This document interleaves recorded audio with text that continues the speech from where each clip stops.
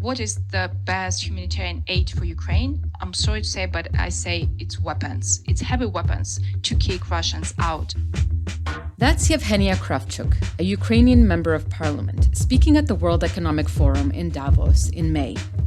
Since then, the battle for the eastern region of Donbass has deepened, the once besieged city of Mariupol has been captured, and residents of Ukraine's second largest center, Kharkiv, are returning to a city in tatters, with the front line never far enough away. Almost 5 months into the Russian invasion, Ukraine is facing multiple humanitarian crises, with 7 million people internally displaced, 10 million in need of food, and aid operations challenged throughout the country. The war seems to be entering a protracted phase. Diplomatic pressure, divestment, and sanctions have all been slow-moving in the face of daily shelling. So what to do? Weapons as humanitarian aid? I'm Heba Aly, and this is a pop-up edition of Rethinking Humanitarianism. Weapons as humanitarian aid, that kind of talk is unheard of in the international community, where neutrality and impartiality have long been hallmarks of humanitarian action, sacred principles considered core to the endeavor.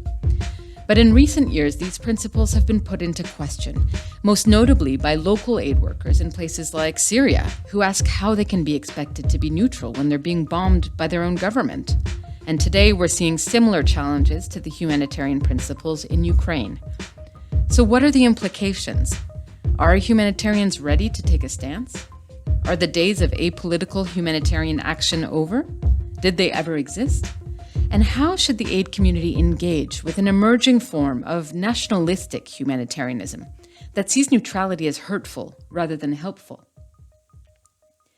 Later, we'll hear from the Director General of the International Committee of the Red Cross, which finds itself at the very heart of this debate. But I'd like to start a conversation in Ukraine. A few weeks ago, before the fall of Mariupol, I spoke to Yevhenia Cravchuk, the Ukrainian member of parliament that you heard from at the start of the episode, as well as a Ukrainian first aid responder called Fedir Serdiuk. Yevhenia is the deputy head of Ukraine's ruling party in parliament and the deputy chair of the Parliamentary Committee on Humanitarian and Information Policy.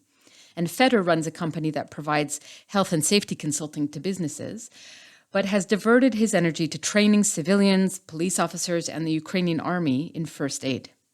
Yevhenia and Fedir are joining me from Kyiv. Welcome to the podcast. Hi, good to hear you. Hello. So both of you have been involved in one way or another in the volunteer humanitarian efforts and more broadly the efforts to help Ukraine out of this crisis. But I want to just better understand how you got here. So Yevhenia, could you tell us a little bit about yourself? You're a journalist by training. How did you come to be in a position where, you're at places like Davos advocating for support for your country?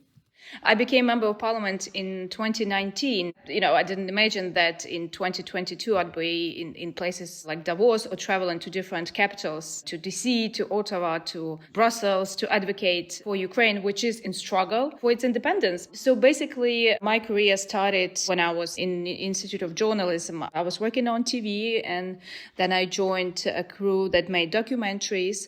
And then I was for 10 years advisor on communications to different politicians. And then I became one. I was invited to the team by President Zelensky. And basically now my people cannot go to those places that I'm being invited to give all these interviews, to raise the question of this war of aggression. I go and speak to people to get more help to Ukraine so Ukraine could win. Fedir, what about you? How did you come to be delivering medical aid in a war zone? For me, the war started 8 years ago, and I was in almost the last year of my bachelor's degree. And then Russia started to use hybrid warfare against Ukraine, and I felt like I have to react. Best response seemed to be joining Red Cross for leading this disaster management. But then when Russia started to use more of conventional warfare, I received a training as combat lifesaver and tactical medic. And basically I was volunteering for several years training Ukrainian military by myself. To fund these activities, I established a company which conducted first aid training for civilians. And then we added more and more services, started to focus on serving corporate needs in health and safety. Then eventually I turned businessman. But then large-scale invasion of 2022, I'm back to basics. So I'm now in the position of a team leader or let's say a CEO of the group of instructors who conduct tactical medical training. We do some more interesting stuff and mainly focus on medical aid. But basically, what is the red line for all these 8 years of activities is that is dedicated to save human lives from causes which could lead to death, but could be prevented by timely first aid application. And I ask a bit about your background because I think it helps people put into context the perspectives you're going to share later in this conversation. I moderated a discussion with both of you in Davos about the humanitarian response in Ukraine, and both of you came to the same conclusion about what was most needed. And especially coming from the backgrounds that you do, some of those perspectives surprised me. So I want to delve into them a little bit. Yevhenia, walk us through that argument that we heard at the beginning, that weapons are the best humanitarian response. Every day I feel that I'm right saying this argument that weapons could be the best relief and the best way to help. I mean, there are different humanitarian crises caused by different things.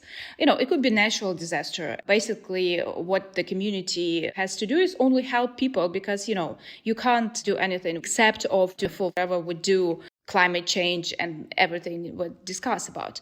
But in Ukraine, this humanitarian crisis was caused by an aggressor who came to invade our land and to kill our people.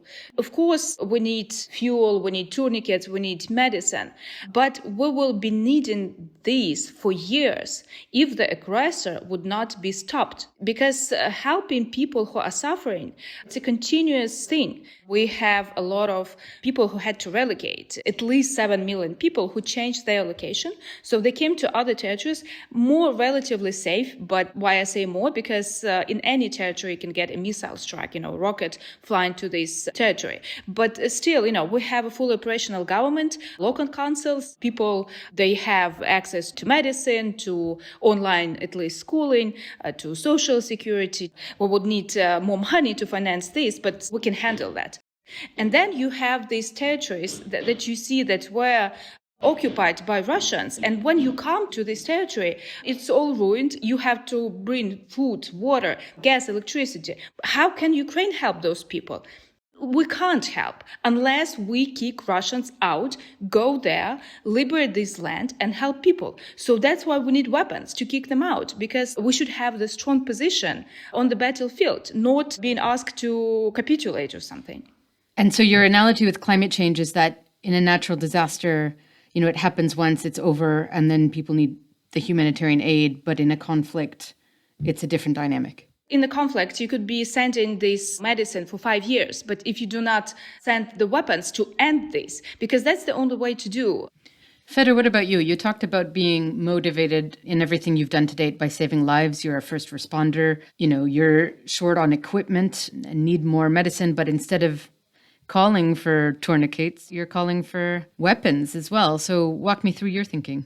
It's very important to understand the true KPIs of one's activities and the organization mission and operation. So my KPI, my points of being effective are not based on how many patients would I treat and how many tourniquets would I apply or how many wounds would I pack. My true KPI and my willing is to save lives of people here in Ukraine. Basically, I don't want people to die.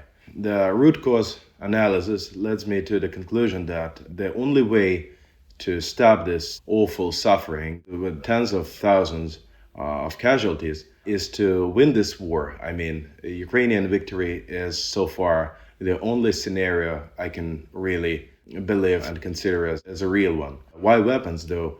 The only thing Ukraine is now lacking, or the primary thing, is this modern, effective weapon system. We surely need financial support as a country. We need humanitarian support.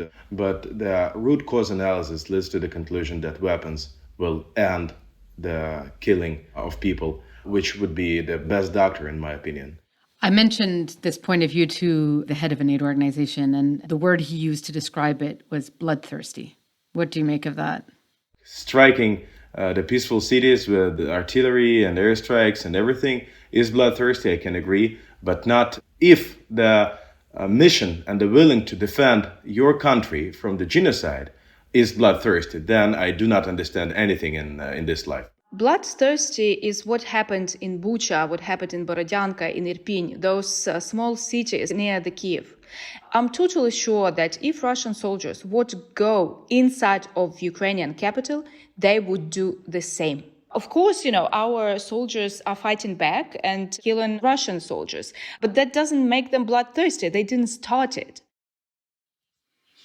So I don't think anyone would question Ukraine's right to defend itself militarily. I think where this starts to get provocative, actually, is defining that as a humanitarian response. And the way you're framing it is a more extreme articulation of that. But I'm increasingly hearing the same sentiment from many people on the receiving end of aid saying, we don't want you to just give us the Band-Aid solution. We want you to change the fundamental problem that is creating those humanitarian needs in the first place. So I get that, but I think humanitarians would argue that it's not their role to do so. Their role is to save lives in emergency. The whole idea of humanitarian relief is that if war is going to happen, there should be an independent entity that is separate from politics, separate from military, that can alleviate that suffering. So, Fedir, does that logic stand up to you? Well, from one hand, it makes sense that we do not expect World Food Program to send us missiles. So if you are a humanitarian worker, we do not expect you to use your logistics capabilities to send ammunition, but we want you to stay a part of the civilized world, because we believe now that this war which Russia is fighting in Ukraine, and they declare it publicly, that they're not fighting Ukraine only, they're fighting the system, the rule-based world order itself. So we want people to remember that besides from the role of humanitarian aid workers, they are citizens and they are members of the free rule-based world. And we want them to do what is possible to help us to win the war. And eventually, winning the war is possible only with sending weapons. What you're basically arguing, though, is that Ukraine is on the right side of history and the rest of the world should align itself to you. And I want to just read for you a quote from an article written by the International Committee of the Red Cross like 20 years ago, but I think it's extremely relevant to the conversation that we're having today. And it says, those who believe they have good reasons to wage war tend to misunderstand the motives of those who, owing to their neutrality, do not support them. If a cause is just, they feel, then war is legitimate and the ends justify the means. That being the case, everyone should take part in their struggle. But there are few belligerents who do not consider their war as just, and this does not make it just for their adversaries. The ICRC must not fall into the trap of stating that some wars are just and others are not. If there is one issue that humanitarian organizations must approach with great caution, it is that of the legitimacy of a cause. The ICRC cannot discriminate between victims depending on their attachment to the good side or the bad side. So, that's an argument in defense of neutrality. Is there still space for neutrality in this conflict? Yevhenia. Honestly, I don't believe in neutrality in our case, because you can't be neutral to evil. You can't be neutral to what we have in Ukraine. I mean, all of the war crimes, specific cases that can be described, in books, they happened in Ukraine. Rapings, killing, torturing of civilians, executing them. Now we have filtration camps in eastern Ukraine on the occupied territories. Filtration camps. I mean, we forgot about this since the Second World War. And I don't believe in neutrality in this case, because then it's sort of we are going back to this conversation or these messages that we get from some of the Western leaders saying that, we need to find ways so Putin could keep his face. I'm sorry, he's a, war criminal. It just goes beyond my understanding and beyond my mind.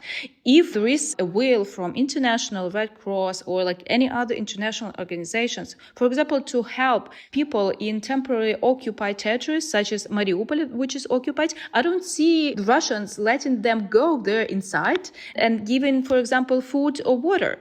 They are sort of stopping this help. Maybe international organization would want to come and help, but there is a dictator who sort of messed up all the rules. When the ICRC tried to enter into dialogue with the Russian government in order to be able to access Mariupol, And there was a photo of the president of the Red Cross, Peter Maurer, shaking hands with Russian Foreign Minister Sergei Lavrov, and that created also a big firestorm within Ukraine. So even the efforts to engage with both sides in order to address the problems that you're looking for haven't been well received. Imagine a picture with a devil. That's how it's seen. It's black and white. It's the only perception that we have because there is no argument that can justify a war that is happening in Ukraine. The Ukrainians are, of course, frustrated when leaders of the world or even international organizations are shaking hands as normal to the people who are giving orders to kill Ukrainians. For me, it doesn't really make sense if you are negotiating of bringing relief for a dozen people when 100 of thousands keep suffering. And then you pretend to have a great success, meeting some amazing person, to have a great negotiation, smiling and shaking hands. It's just bullshit for me. But no hard feelings on the Red Cross. They use their neutrality. I've been a Red Cross volunteer. I passed through a dozen of different neutrality and safer access trainings. And the idea behind the neutrality is that neutrality is something which were created for a reason, not just neutrality for neutrality. So you declare neutrality and then you gain access to the war zone. And neutrality is your bulletproof vest, your protection, right? And it makes sense for me, okay? So I believe in this sort of tactical neutrality. But if the neutrality doesn't work, if your employees came under fire, if your volunteers are being tortured, maybe you need a real bulletproof vest. It's just about working with the consequences or root cause. And if you continue supply like two sides, instead of calling one side to stop doing what caused the humanitarian catastrophe, for me, it's not neutrality, it's just a waste of the resources because your efforts help just to continue people to suffer. I mean, what you're saying is that, and again, this is an argument that has, even within the humanitarian sector, been explored. The humanitarian principles should be a means to an end. They shouldn't be an end in themselves. So if abiding by those principles isn't actually helping you alleviate suffering, then you have to start questioning them. I wonder, beyond this question of neutrality, how you have seen the role of international aid agencies in your country and how effective their contribution has been. Yevhenia. I would say the first months they were absent. It was sort of like a big surprise for them that there could be full-scale wars in 21st century. And when we were trying to find those people, can you bring aid to these regions or these? The first weeks, they were like, oh, can you call us after, sort of the war ends? Numerous NGOs, especially run by volunteers, and I think it's volunteers network, which is very progressive. Basically, these NGOs would go to these hotspots and taking people out, evacuating people, but they did it on their own risk. It was more efficient to have this network of small NGOs on the local level of volunteers than these huge organizations with huge budgets, which are, spent for bureaucratic work. But when it's all started, there was like shock for pretty long term, I would say. And I think we should rethink as well the huge bureaucratic machine. Is it capable during the full-scale war or not? And what could be changed? Fedir, what's been your experience as someone who is working really at that grassroots level in how effective the international aid community has been in its humanitarian response? I know many international organizations which do a great job, but there are some sort of, let's say, common illnesses of international organizations, according to my experience. First is overspending. When you come to meeting somebody in Hyatt or Hilton, the first thing you see is huge, white, shiny jeeps of humanitarian organization, which for me looks just weird, strange, and crazy. Overspending and this luxury stuff is one thing which all organizations should get rid of working at war, just because it doesn't make any sense to continue this stuff. Second is overwhelming bureaucracies. And I know that it is vital in some cases, but this bureaucracy which prevents from accomplishing your mission. And the third is flexibility and agility, and this inability to change the procedures rapidly and to keep it adequate is the problem with these organizations. Your first point on the luxury spending, it's not a unique case in the sense of bringing expensive 4x4s into a crisis zone where people are begging for food, but it is unique in the sense that from NGOs we've spoken to, aid organizations have more money than they know what to do with in the case of Ukraine, because so many governments and others have thrown money at this crisis. And I guess that speaks to your point that that isn't enough. But more broadly, the industry that has been built around alleviating suffering is really struggling right now because there is so much suffering around the world and nowhere near enough resources to help everyone. And so what I hear in your message is that there has to be a different model, a more viable model of alleviating suffering in the world today. I don't know if everyone would agree with you that weapons is that model, but certainly when you've got a United Nations infrastructure that is intended to prevent conflict and that is blocked at the Security Council because one of the aggressors of the conflict is a member of the P5, you've got a model that I think raises a lot of questions. So moving forward, kind of what is a more viable model when it comes to writ large alleviating suffering in the world in this day and age? If you do not stop what was the cause of this crisis and war, you will have consequences in different parts of the world. If you do not treat what caused the illness will go to other parts of the body. That's how it works. You can say whatever about the process of giving humanitarian aid and relief, but if you do not stop the reason why it appeared, it will appear in other parts of the world. And sometimes the principles which were proven to be effective and which made sense just 2 days or a week ago, they no longer make sense and they should be reconsidered. And calling for a weapon as a part of humanitarian relief would be absolutely crazy idea before the crazy invasion of February 24th. But the events changed, reality changed, and it's no longer crazy, but a realistic, truthful way to save human lives from suffering. It is a timely debate, one that isn't straightforward, and I'm not sure there are easy answers to this, but this call for a more activist or less neutral humanitarianism is certainly being heard in more than one corner of the world. So I thank you both very much for bringing your perspective, and especially amid everything else you're going through, for taking the time to speak to me. Thank you. Thank you very much. Goodbye. So what does this emerging, more nationalistic flavor of humanitarianism mean for the traditional aid sector? Sure, humanitarians aren't going to send weapons to Ukraine, but they are increasingly under pressure from people affected by crises to, quote unquote, stand on the right side of history. How do they respond to these challenges to neutrality? Robert Mardini is the Director General of the International Committee of the Red Cross, which you've heard referenced quite a bit in this past interview, and is arguably the aid agency most affected by this debate, not only because it really birthed the whole concept of neutrality in aid, which is core to the way it works, but also because in this specific case of Ukraine, as we've just heard, many have accused the ICRC of not being neutral. Robert, welcome to Rethinking Humanitarianism. Thank you for having me, Heba. So I'm very curious to hear what you think of what you've just heard. Well, I think as a human being, it's always hard to be neutral. And I understand where your invitees are coming from. As Ukrainian, bearing witness to a full-blown international armed conflict where their family members, their fellow Ukrainians are being killed and wounded every day, people losing their homes, hospitals being targeted. So it is legitimate to be in a situation of outrage. I myself grew up in war-torn Lebanon, and as an individual now, I remember that it is very hard to be neutral. You have very strong views on the conflict dynamics, on whether a war is just or not just.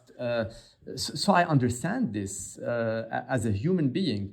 The point is now, as an ICRC delegate, we have those principles of neutrality, impartiality, humanity, and independence. And over time, not only do they provide a moral compass, but also they provide an operational framework that make them work in concrete terms. Of course, it's not automatic. It's hard. You need to convince belligerents, parties to the conflict, who will in turn convince you to embrace their own narrative of a given conflict, but it's actually those principles and the discipline of Red Cross, Red Crescent, volunteer staff over the past 150 years that made things such as the release of the Chibok girls happen in Nigeria, the visit of Nelson Mandela in his detention facility take place at the height of apartheid, to be able to bring human remains of fighters and combatants to their families in conflict like Nagorno-Karabakh, Lebanon, Israel, or more recently, the conflict in Ukraine, where my colleagues were able to repatriate and hand over human remains of soldiers to their families. Also, the safe evacuation of civilians from Mariupol. But it was possible because we were able to walk the talk of neutrality and overcome some of the perception that existed by people, by warring sides. And this is having concrete impact on the ground. It's not perfect. It doesn't work all the time, let's face it. It comes with frustrations of our own delegates, people who are in dire need of support. But I think with discipline and determination, it works. It works. This is the message. And I think it's misleading. I mean, let's call things by their names. Sending weapons in a country is contributing to the war effort. This is, from a political perspective, this is legitimate. From a humanitarian perspective, this is not humanitarian aid. This is military support, right? But what do you make of the logic that, you talk about humanitarianism or humanitarians focusing on saving lives in a conflict, that if your measure of success, as Fedir was arguing, is to actually save lives, that sending weapons is more likely to succeed at saving lives than continuing to send relief when people continue to die. So are the indicators of success wrong? Well, I think those are two separate things, Heba, and they are legitimate in their own rights. And I would never argue that humanitarian support will solve the conflict. What is needed most is that all the conflicts are solved. And my hope and my wish is that a political solution is found so that the conflict in Ukraine and many other conflicts where the ICRC works find a political resolution. This is not the work of the ICRC. This is not the scope of work of the Red Cross, Red Crescent movement. We have a modest objective, and also the KPIs that go with this objective, which is during war, there are rules which limits human suffering, and there are operational modalities that help people, Red Cross, the Ukrainian Red Cross, the ICRC teams, negotiate access cross front line to help people, to support hospitals, to re-establish water supply. And it's not one to the detriment of the other. Political efforts and diplomatic track should continue unabated to stop the conflict in the first place. And there are KPIs for this. And the work of the ICRC is another thing. So it's the difference between the laws on war during armed conflict, so jus in bello, and the jus ad bellum, which is this conflict legitimate or not? This is, I have a personal opinion here, but as ICRC, I will recuse myself to give this opinion because this is not my job. It's the job of politicians. It's the role of the UN Security Council. It's the role of the international community. It is not the role of ICRC. So you say this isn't the scope of the ICRC. I think what they are arguing, to some extent, is that maybe it should be. And so do you see that as a misunderstanding of neutrality or the beginnings of a new definition of what neutrality is or should be? I mean, You've been in the midst of a huge backlash within Ukraine after that photo of Peter Maurer smiling as he was shaking Sergei Lavrov's hand. And the reaction was, no, you shouldn't be speaking to all sides of a conflict. I saw one tweet on Twitter in response to the ICRC saying you are no longer neutral since your CEO shook hands with the Russian foreign minister. So, this whole mentality of, as one of your staff told me, you're either with us or against us, kind of going back to the sentiment of the 9/11 mantra. They see a clear good and bad in this case, and engaging with the bad means that you're on the wrong side of history. How do you respond to that kind of backlash that you've been receiving? This is why, with this kind of rhetoric, we need the humanitarian principles, one of which is neutrality. They really give us a moral compass and an operating framework to be able to do our job, which is to alleviate the human suffering. And you referred to this meeting of our president with the Russian foreign minister. I mean, a week before, he met with the Ukrainian authorities, and he had the same type of pictures and the same tweets. And I'm sorry, at the end of this is not the first conflict where the ICRC is pictured as losing in neutrality, because by definition, parties to the conflict will always try to use humanitarian aid, humanitarian actors to fit their respective narratives. And I think we need to stand our ground, because over time, over the past 159 years of existence, despite this almost systematic instrumentalization of humanitarian aid and the concepts of neutrality, impartiality, it ended up always paying off in the best interest you of say people. that, Robert, but to the point that was made earlier about the principles being a means to an end and not an end in themselves. Despite your neutrality, your access in Ukraine has been quite limited, at least at times during the conflict. Well, I mean, in the beginning, it was a challenge, an operational challenge to start an operation from scratch. I think the international community, the whole planet, was taken aback by this full-blown international armed conflict.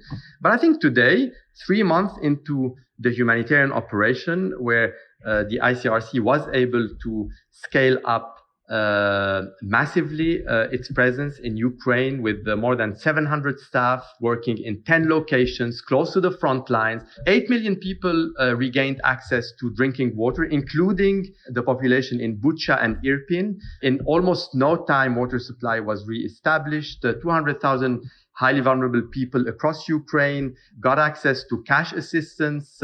Almost 1 million people in IDP center received food parcels. We supported more than 120 hospitals and primary healthcare centers in support.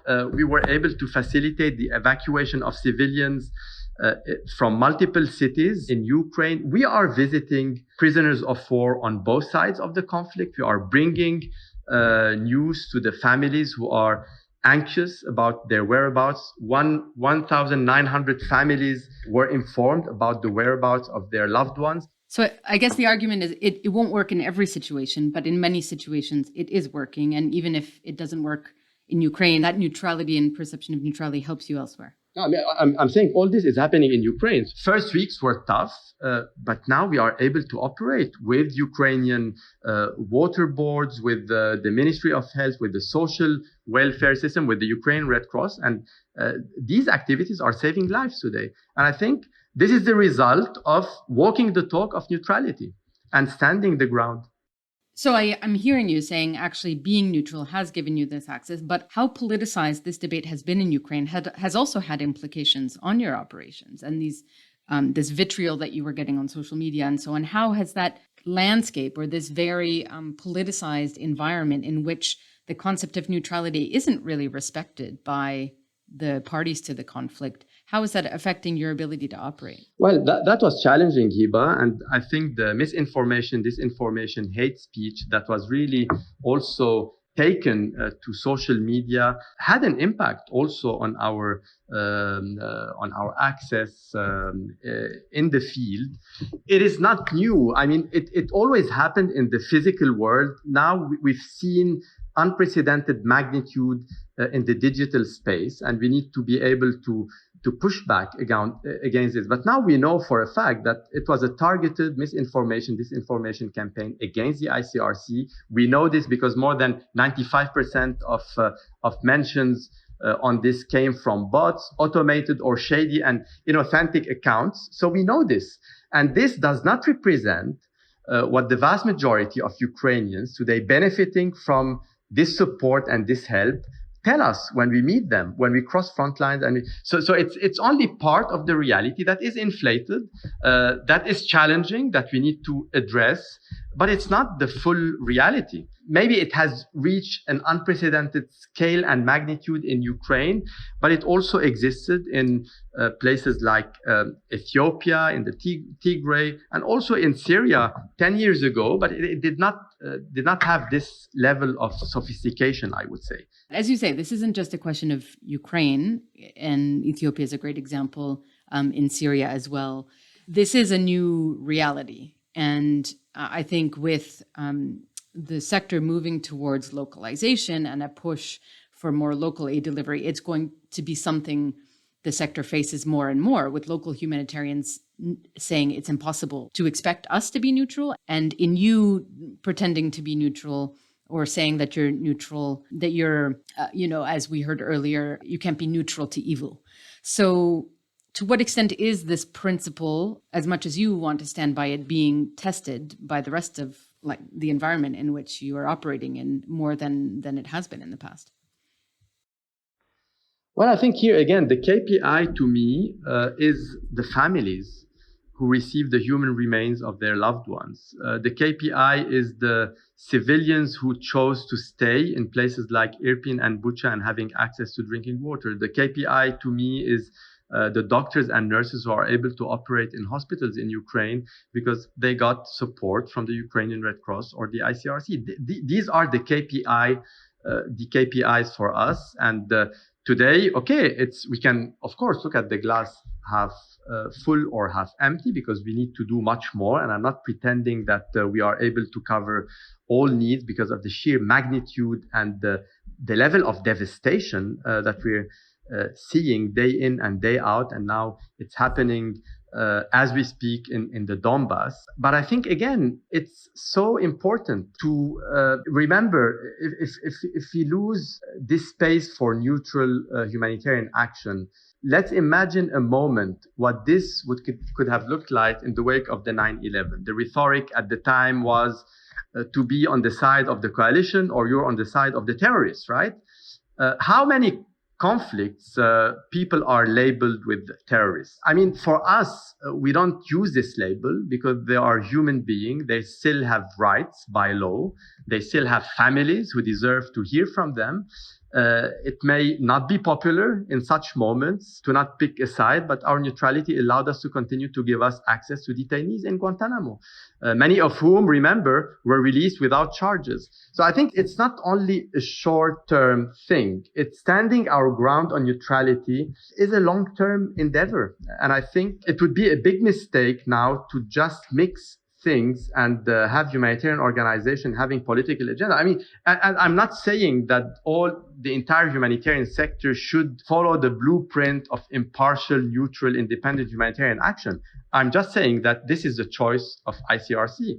There are other humanitarian organizations embracing political causes and who are also saving lives.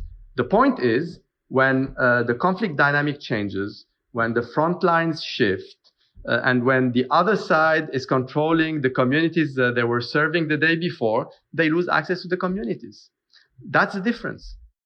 But I think the challenge is that, yes, the ICRC's model was never meant to be everyone's model, but it has become the dominant understanding of how humanitarianism should be.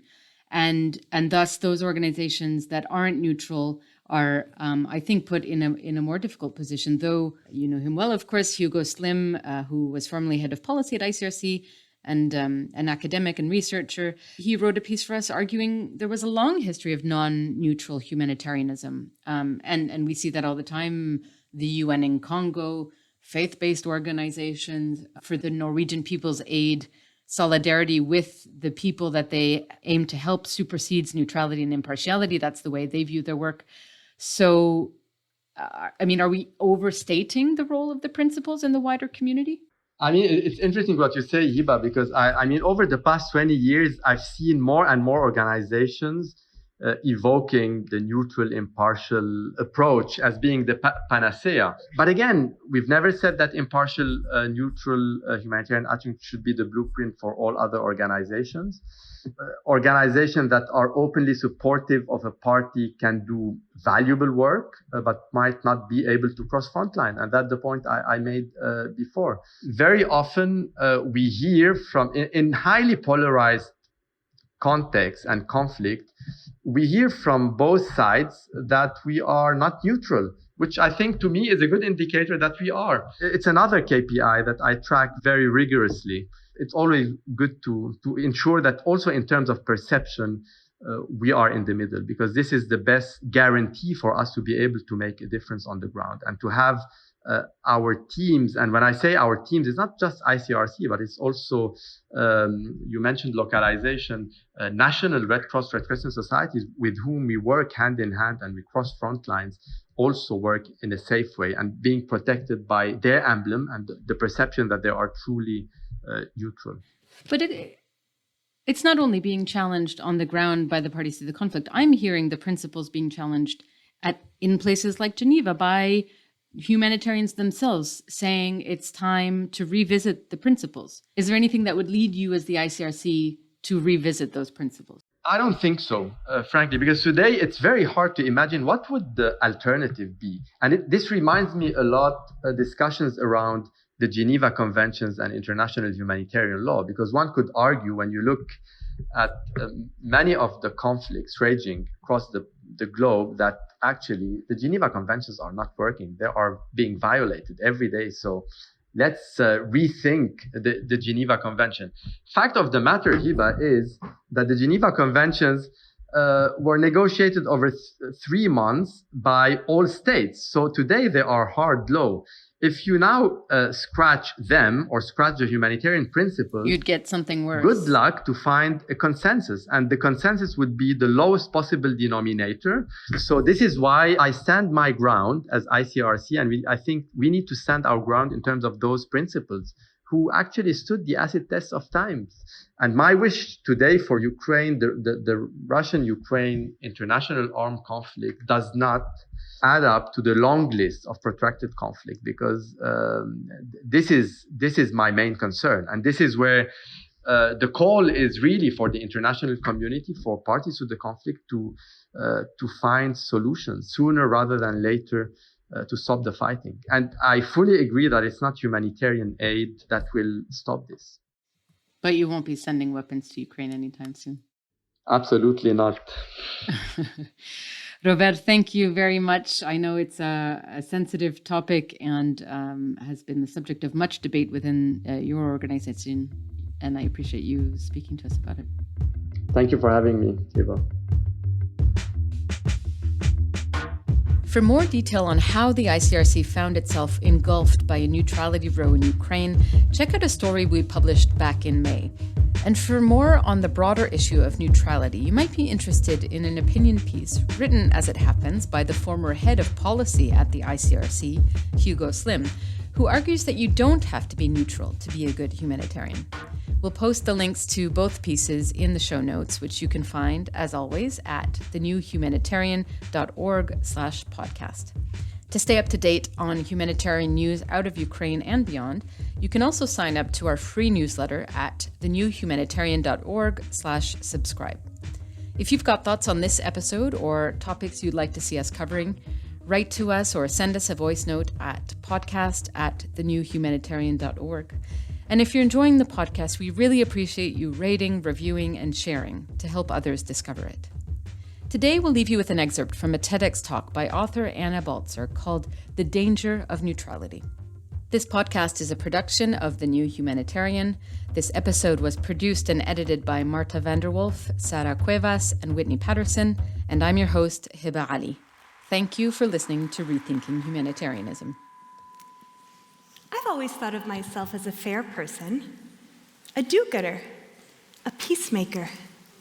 I always tried to remain neutral in situations of conflict, to bring everyone together rather than taking a side. I thought that was the moral high ground. But I was wrong. We hear about the importance of neutrality all the time. Reporting should be fair and balanced. Our opinions should be fair and balanced. A perfect example is when the topic of Israel-Palestine comes up. Yes, Palestinians have been killed, but so have Israelis. It's complicated, we're told. Shouldn't we be a moderating force to help both sides come together rather than being one-sided? I had to question these assumptions when I traveled to Palestine to see for myself what life was like for Palestinians living under Israeli occupation. I found a system of segregated roads, with nice roads for Jewish Israeli settlers and separate roads for Palestinians. I comforted a friend whose 6-month-old baby died slowly in her arms of a simple asthma attack as they waited for hours at an Israeli checkpoint, prevented by soldiers from crossing to reach the Palestinian hospital on the other side. I stood beneath a 25-foot concrete wall that separates Palestinians from their own families, their schools, their jobs, their lands. And all around me, I saw inspiring Palestinian popular resistance and its violent suppression by Israel, a military superpower armed by my own country, the United States. I began to understand what was happening around me as part of the ongoing displacement of indigenous Palestinians and resettlement of Jewish Israelis in their place. And I knew that Israel would pay me to leave the United States and move onto that same Palestinian land anytime I wanted, simply because I'm Jewish. What did it mean for me to remain impartial as I witnessed these injustices? Whom did my impartiality benefit? It became clear that neutrality wasn't a catalyst for mediation or change. It was the exact opposite. It maintained the power imbalance exactly as it was, leaving the scales tipped in favor of those with power.